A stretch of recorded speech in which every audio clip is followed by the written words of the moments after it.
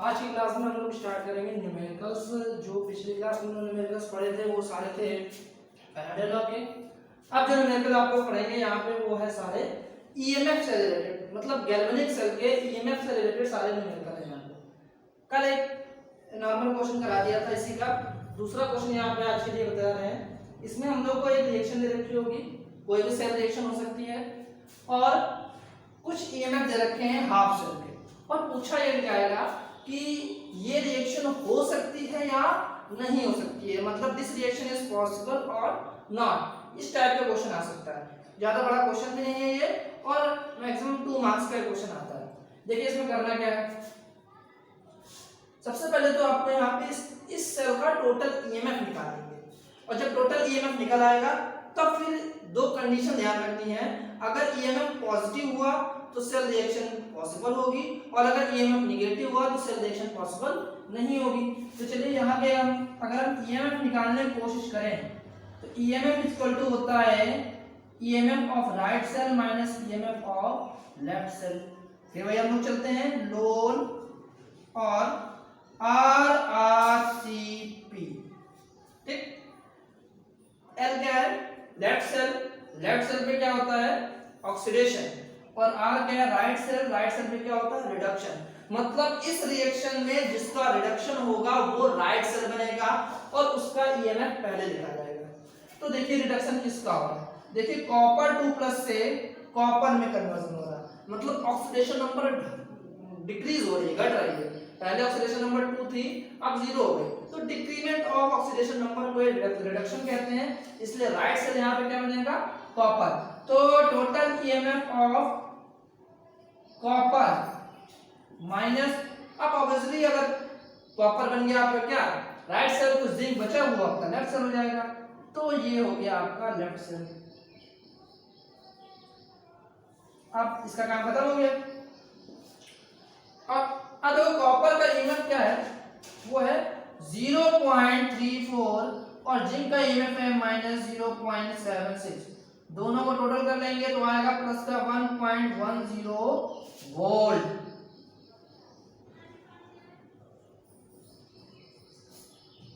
ठीक।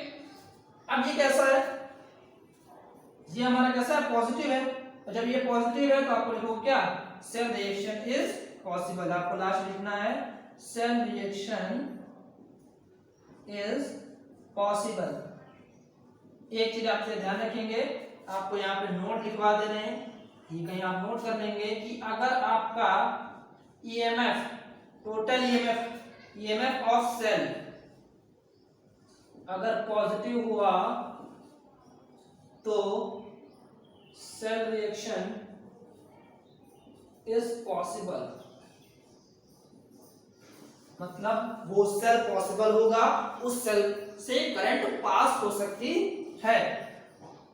और अगर हमने ईएमएफ ऑफ सेल को पता किया कि ये निगेटिव आ रहा है, इसका मतलब वो सेल रिएक्शन पॉसिबल नहीं होगी। इसका मतलब ये हुआ कि उस सेल से करंट हमको नहीं मिल सकती है। ठीक, तो ये दो नोट है, आपको ध्यान रखेंगे तो इस टाइप का क्वेश्चन करने में आपको हेल्प मिलेगी।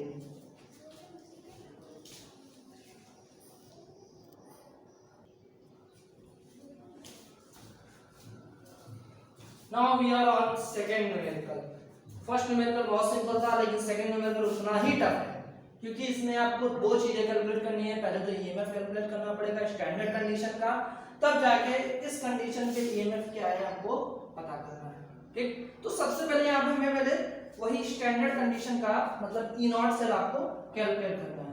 तो ई नॉट सेल कैलकुलेट करने के लिए फॉर्मूला क्या बताया था हम लोगों ने, ईएमएफ ऑफ राइट सेल और ईएमएफ ऑफ लेफ्ट सेल।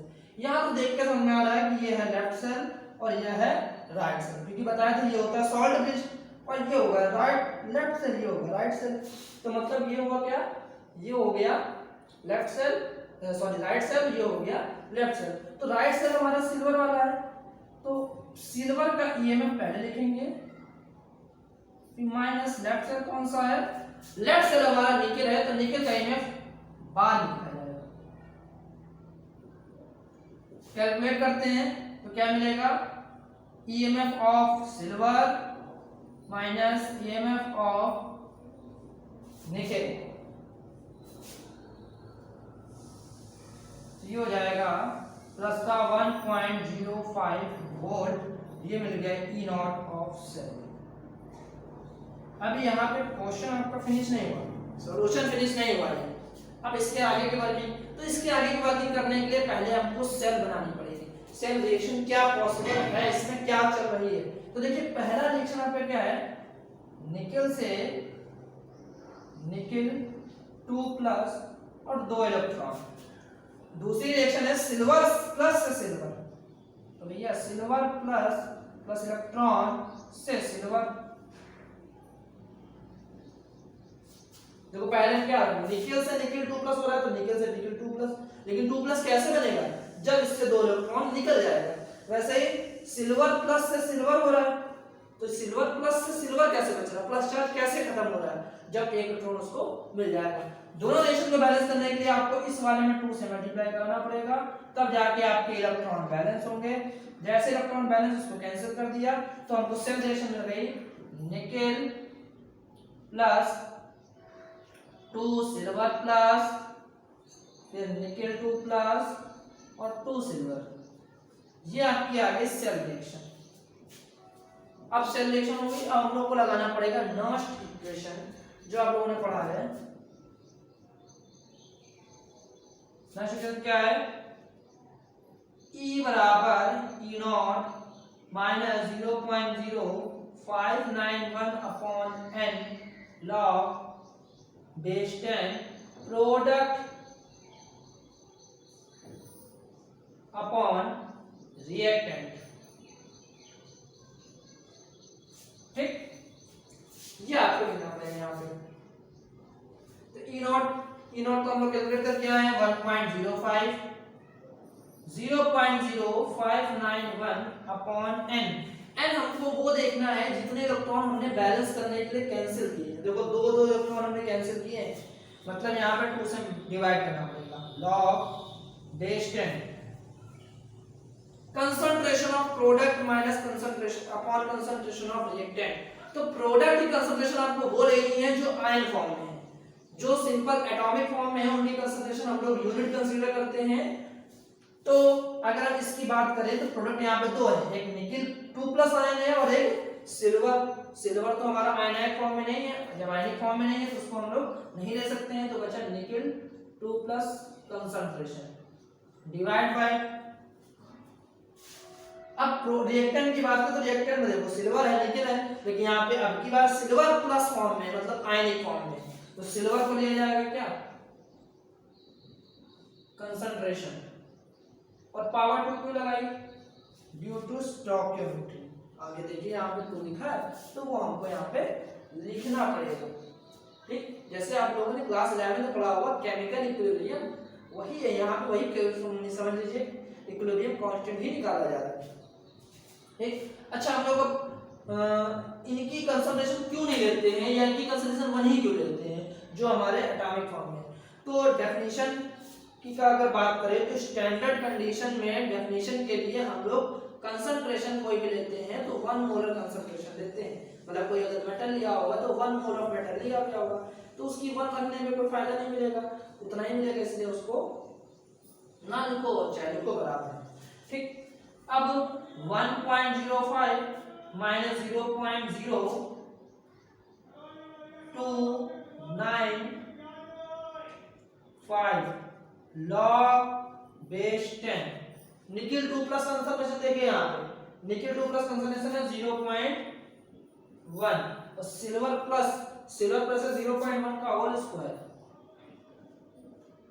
जिससे एक कैंसिल हो जाएगा, बचेगा केवल एक, तो हो जाएगा 1.05 माइनस 0.0295 log, बचा यहाँ 0.1, तो 1/0.1 हो गया log बेस 10, 1/0.1 तो बेस 10 हो गया, और log बेस 10 बराबर हो जाएगा, इसकी वैल्यू हो जाएगी 1, तो 1.05 माइनस 0.0295, इसको आप सॉल्व कर लेंगे तो आपको आंसर मिलेगा।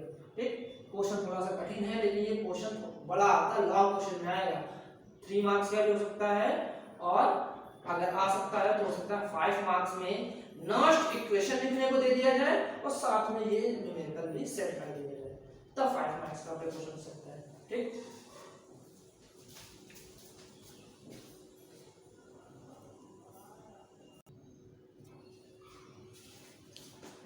अब ये जो थर्ड न्यूमेरिकल है वो थोड़ा न्यू टाइप का है। सेकंड न्यूमेरिकल जितना बड़ा था, थर्ड न्यूमेरिकल भी उतना ही बड़ा है, लेंथ भी उतनी है, बस अब थोड़ा सा प्रोसीजर चेंज हो गया, क्योंकि इसमें जो पूछा गया है वो है पीएच वैल्यू, मतलब जिस सॉल्यूशन में केप्ट है, रखा गया है, उसका पीएच वैल्यू कितनी है वो हमको कैलकुलेट करना है। सेल रिएक्शन ये दे रखी है, वर्किंग वही है। सबसे पहले हमको निकालना पड़ेगा ई नॉट सेल, मतलब standard EMF of the cell, उसके बाद फिर हम लोग पीएच वैल्यू कैलकुलेट करेंगे। देखिए करना क्या है इसमें, अगर हम सॉल्यूशन स्टार्ट करें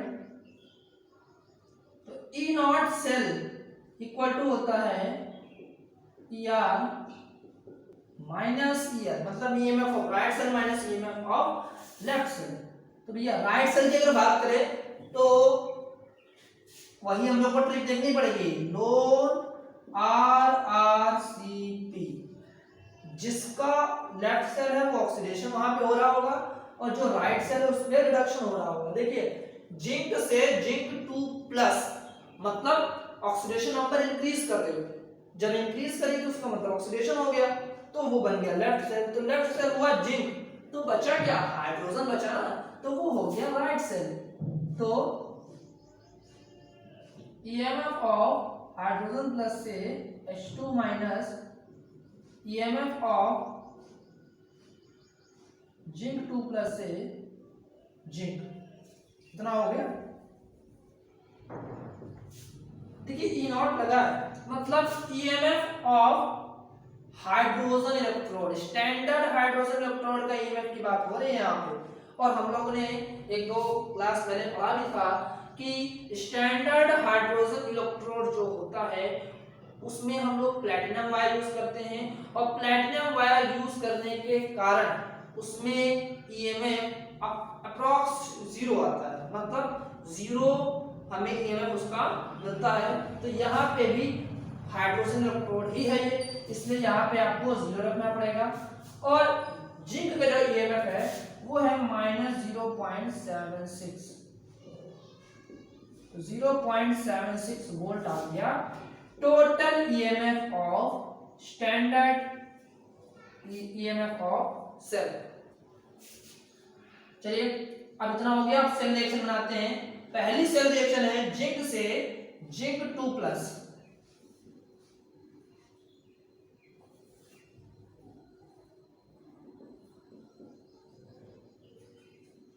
और दूसरी सेल रिएक्शन है 2 हाइड्रोजन प्लस 2 इलेक्ट्रॉन से हाइड्रोजन।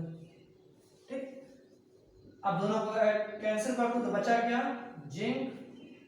अच्छा सेल रिएक्शन तो यहाँ पे दे ही रखी है, तो लिखने क्या जरूरत है, चलो लिख दिया जाए।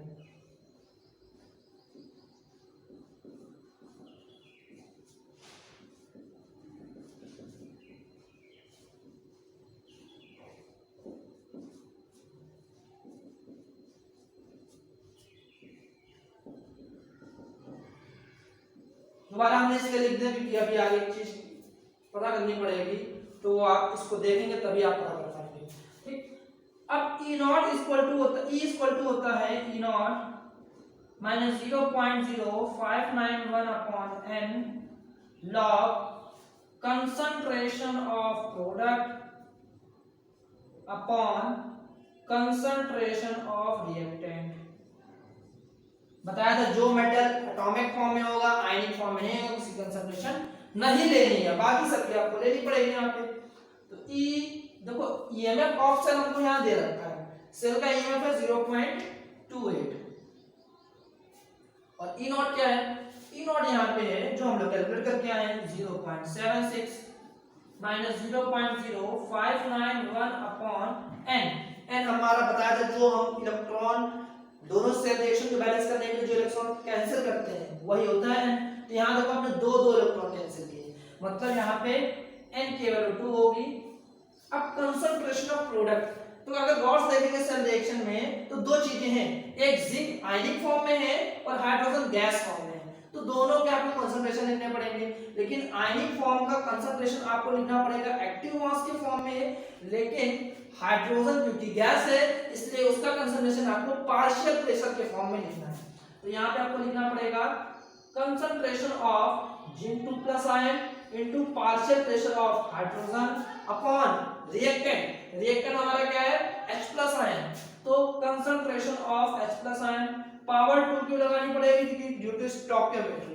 स्टोइकियोमेट्री यहाँ मतलब जो सेल की जो रिएक्शन दे रखी है उसमें आगे जो नंबर लिखे होते हैं उनको हम स्टोइकियोमेट्री कहते हैं, क्लास 11 में आपने पढ़ा भी होगा। तो वही 2 को हमने यहाँ पे लगाया। चलिए कैलकुलेट करेंगे, तो 0.28 minus 0.76 equal to minus 0.285 log zinc 2 plus ion concentration हमारे 0.1 है, हाइड्रोजन का जो पार्शियल प्रेशर है वो भी 1 है, और यहाँ पे H प्लस आयन कंसंट्रेशन इतना आ गया समझ में। अब इसके आगे करना क्या है, इसके आगे हमको इस पूरे फैक्टर को कन्वर्ट करना है पीएच के फॉर्म में। तो पीएच के फॉर्म में कन्वर्ट करने के लिए हमें थोड़ा इरेज करना पड़ेगा तब समझ में आएगा। इसको इतना इरेज कर देते हैं,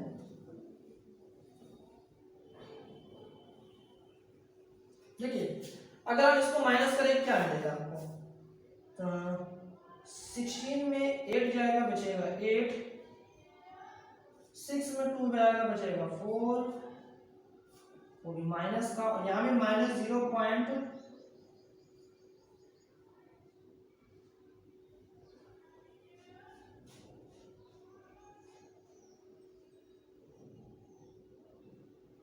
माइनस 0.0285 माइनस लॉग, देखिए 0.1 है ये, इसको आपको तोड़ना पड़ेगा। लॉग m अपॉन n करिए, तो लॉग m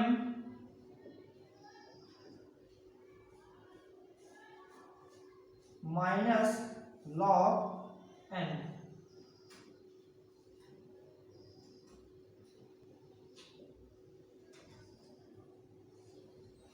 ठीक। तो माइनस 0.48